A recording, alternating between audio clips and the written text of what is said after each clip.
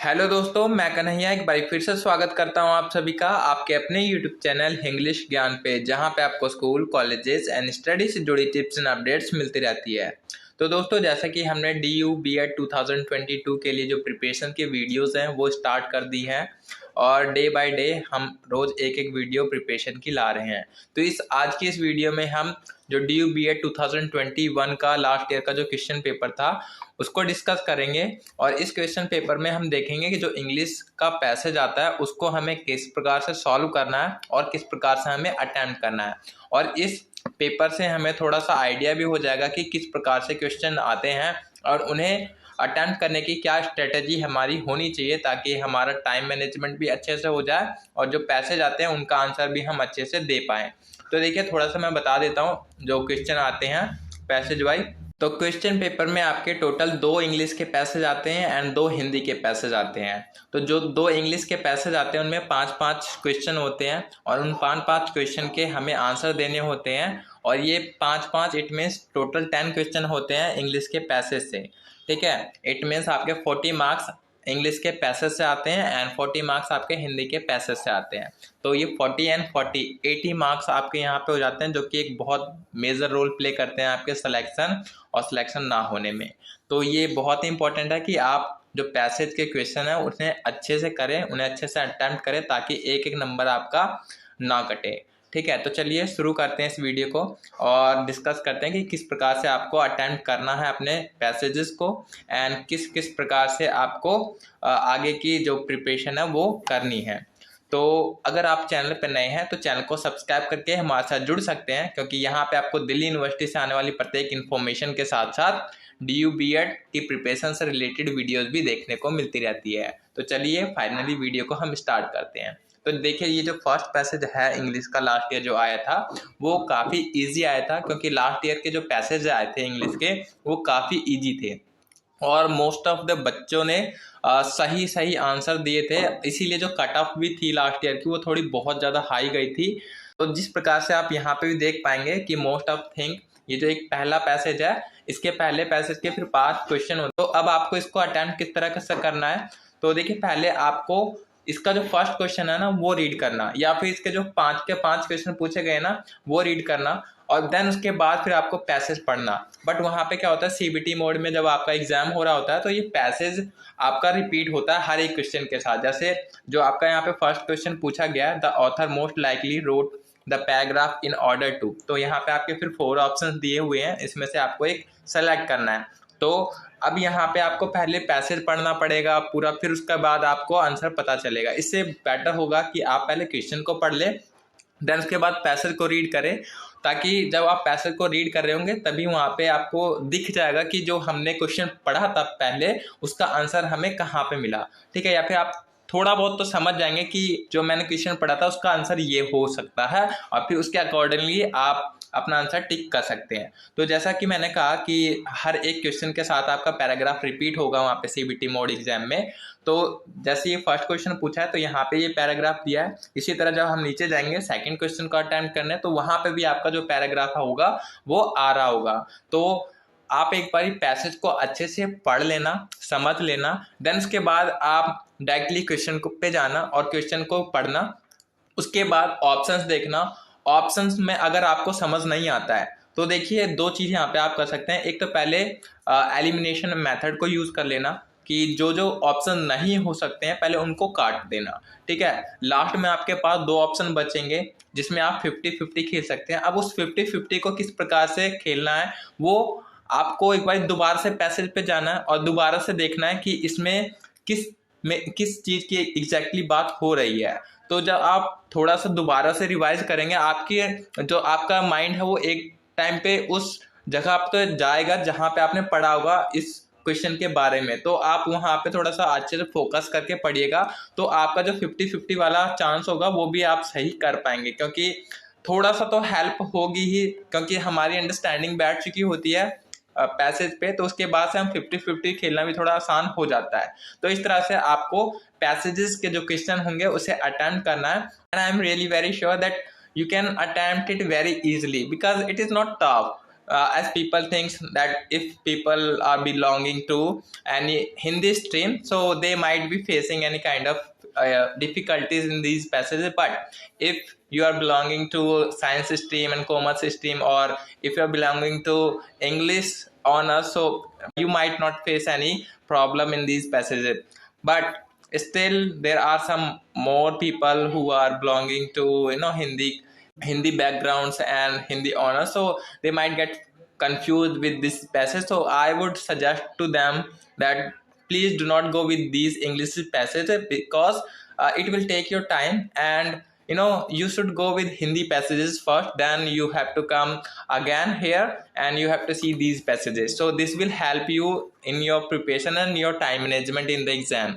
So हमेशा ये थोड़ा सा ध्यान में रखना कि जब भी आप पैसेजेस को अटेम्प्ट कर रहे हैं वो थोड़ा सा टाइम जरूर ले लेता है, और यहाँ पे आपको बहुत अच्छे से अपना टाइम मैनेजमेंट करना है, ताकि जो आने वाले हमारे आगे क्वेश्चन है वो अच्छे से आप अटेम्प्ट कर पाए। क्योंकि जब आप अपना सारा टाइम यहीं पे वेस्ट कर देंगे तो आगे जो क्वेश्चन होंगे वो शायद आपके से छूट जाए। और मोस्ट प्रोबेबली होता यही है बच्चों के साथ कि उनका ज़्यादा से ज़्यादा टाइम पैसेजेस में ही लग जाता है। जैसा हमारे स्कूल टाइम में भी होता था, जो इंग्लिश के पैसेजेस आते थे उसमें ही हमारा आधे से 1 घंटा चले जाता था, और फिर जो लास्ट के क्वेश्चन होते थे वो हमारे छूट जाते थे।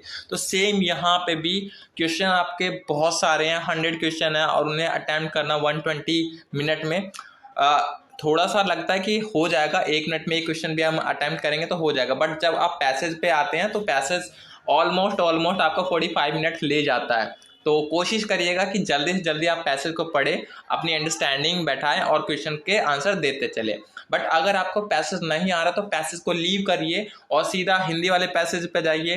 हिंदी वाले पैसेज का आंसर अगर आपको मिलता है, सही से मिलता है, तो उसे लगा के चलिए और आगे चलते जाइए। जिसका नहीं मिल रहा है, जो क्वेश्चन बिल्कुल भी समझ नहीं आ रहा, उसे 2 मिनट के लिए लीव करके आगे बढ़ते जाइए। क्योंकि क्या पता आगे जो क्वेश्चन है वो आपके दिमाग में हो, उसके आंसर आपको पता हो और वो आप आसान से टिक कर पाएँ। तो इसलिए एक क्वेश्चन पे हमें स्टक नहीं होना, हमें आगे बढ़ते जाना है और आगे 100 क्वेश्चन तक हमें अटेम्प्ट करना है। एटलीस्ट हमें एक क्वेश्चन को 2 बारी तो देखना ही है, क्योंकि लास्ट में भी हमें थोड़ा सा टाइम चाहिए होता है कि जो भी क्वेश्चन हमारे छूटे हैं उन्हें दोबारा से देख के, क्या पता हमें बाद में याद आ जाए उनके आंसर, या फिर कुछ हमें याद आ जाए उसके बारे में, तो हम वहाँ पे थोड़ा सा मैनेज करके 50-50 करके लगा दें आंसर। तो इस तरह से आपको पैसेजेस को अटेम्प्ट करते वक्त बहुत ज़्यादा कॉन्शियस रहना है, बहुत ज़्यादा पेशेंस रहना है, एंड टाइम मैनेजमेंट बहुत अच्छे से करना है। क्योंकि टाइम मैनेजमेंट अगर आप कर लेते हैं पैसेजेस में तो ऑलमोस्ट आपका पेपर है बहुत अच्छा जाता है। क्योंकि ऑलमोस्ट सभी बच्चे यहाँ पे फंस जाते हैं एंड पैसेजेस में फिर सारा अपना टाइम वेस्ट करके आगे क्वेश्चन नहीं कर पाते हैं, और इस तरह से आधा अगर आपने छोड़ दिया पीछे तो ऑलमोस्ट आपका जो सिलेक्शन है वो नहीं हो पाता है। ठीक है, तो passages are must important and please अच्छे से इसे अटेम्प्ट करना। बाकी आपके 2 पैसेजेस आएंगे, मैंने जैसा बता दिया, और उन दोनों पैसेजेस को रीड करने के बाद फिर आपको आंसर देना है। हाँ देखिए, अब यहाँ पे थोड़ा सा उन बच्चों के लिए मैं कहना चाहूँगा जो कि इंग्लिश बैकग्राउंड से नहीं बिलोंग करते हैं, लाइक उनका हिंदी ऑनर्स उन्होंने पढ़ी है या फिर बीए प्रोग्राम से आ रहे हैं, उनकी इंग्लिश उतनी अच्छी नहीं है, तो उन्हें क्या करना है, उन्हें पहले इंग्लिश पैसेज पे ना जाकर उन्हें पहले हिंदी पैसेजेस से स्टार्ट करना है, और हिंदी पैसेजेस से स्टार्ट करते हुए फिर आपको आगे के जो क्वेश्चन है उन्हें अटेम्प्ट करना है। इंग्लिश का जो पैसेज है वो आप लास्ट के लिए छोड़ सकते हैं। ठीक है, तो इस तरह से आप अपना जो पेपर है उसे अटेम्प्ट कर सकते हैं जिनकी इंग्लिश ज़्यादा स्ट्रांग नहीं है। तो ये मेथड उनके लिए थोड़ा अच्छा होगा, क्योंकि इसमें क्या होगा, हिंदी उनकी स्ट्रांग रहेगी तो हिंदी का पैसेज जो पढ़ के वो आसानी से सारा कर पाएंगे, और हिंदी का जो पैसेज होता है वो बहुत आसान होता है, इंग्लिश से तो बहुत ही आसान होता है, आराम से आपको उसके आंसर मिल जाएंगे पैसेज में ही सारे। बस पैसेज को भी थोड़ा सा अच्छे से पढ़ने की ज़रूरत है, ये नहीं कि आपने बस तुक्का मारना चालू कर दिया, एक बार ही पढ़ा और फिर अपने गेस के अनुसार आंसर टिक कर दिए। ऐसा नहीं करना है आपको, वहाँ पे भी थोड़ा सा विजिलेंट रहना है और देखना है कि क्या इसका आंसर हो सकता है एग्जैक्टली, और फिर उसे करते करते आगे तक आपको 100 क्वेश्चन तक जरूर से जरूर जाना है। बेशक आप सारे अटेम्प्ट ना करें, बट एटलीस्ट आप सारे क्वेश्चन को एक बारी देख लें। ठीक है, तो इस तरह से आपको ये पहला इंग्लिश का पेपर इंग्लिश के जो पैसेजेस हैं वो अटेम्प्ट करने हैं, 5 to 10 जितने भी क्वेश्चन है इसके वो सारे। ठीक है, एंड आई होप ये स्ट्रेटेजी आपके लिए काम करेगी। और प्लीज़ टाइम मैनेजमेंट का बहुत ध्यान रखना। अब इसकी नेक्स्ट वीडियो में हम बात करेंगे जो हिंदी का पैसेज है उसमें हमें कैसे अटेम्प्ट करना है। और कुछ बच्चों का क्वेश्चन भी आता है कि हमें इंग्लिश या फिर हिंदी की जो लैंग्वेज है या फिर ये पैसेजेस इनके प्रिपरेशन के लिए हमें क्या करना चाहिए। तो देखिए, ज़्यादा कुछ नहीं, आपकी अगर अंडरस्टैंडिंग पावर अच्छी है, लाइक अगर आप किसी पैसेज को पढ़कर समझ लेते हैं अच्छे से, तो आप आसानी से इन पैसेजेस को कर पाएंगे, उसमें कोई डाउट नहीं है। बट हाँ, अगर आपकी अंडरस्टैंडिंग पावर नहीं है इतनी अच्छी, आपकी रीडिंग उतनी फास्ट नहीं है, आप उतना अच्छे से नहीं समझ पाते हैं एक बार में, तो आपको थोड़ी सी मेहनत करने की ज़रूरत है। आप कॉम्प्रीहेंशन पैसेजेस गूगल के थ्रू कर सकते हैं, या फिर एक आता है रीड थ्योरी के थ्रू आप अपने इंग्लिश पैसेजेस रीडिंग की एंड ये ऑप्शन वाले क्वेश्चन को प्रैक्टिस कर सकते हैं वहाँ पे। तो इस तरह से आपकी ये प्रैक्टिस हो जाएगी। बाकी हिंदी का तो ऑलमोस्ट सभी बच्चे कर लेते हैं, और 10 क्वेश्चन में से ऑलमोस्ट 9 और 8 क्वेश्चन सभी बच्चे आसानी से कर लेते हैं। तो हिंदी वाले में आपको घबराने की जरूरत नहीं है, बहुत ही आसान पेपर आता है, और बहुत ही आसान पैसेजेस आते हैं हिंदी के, तो आप वो आसानी से कर पाएंगे। ठीक है, बाकी नेक्स्ट वीडियो में हम हिंदी के पैसेजेस के बारे में पर्टिकुलरली बात करेंगे कि उसको हम किस प्रकार से कर सकते हैं, और हमें क्या क्या करना चाहिए उसको अटेम्प्ट करते वक्त, और क्या क्या हमें ध्यान बातें रखनी चाहिए। तो आई होप आप सभी को ये वीडियो अच्छी लगी होगी और आपको समझ आ गया होगा कि किस प्रकार से आपको अपना ये क्वेश्चन पेपर अटेम्प्ट करना है, और इंग्लिश के पैसेजेस को किस प्रकार से टैकल करना है, और किस प्रकार से आपको आंसर्स देने हैं।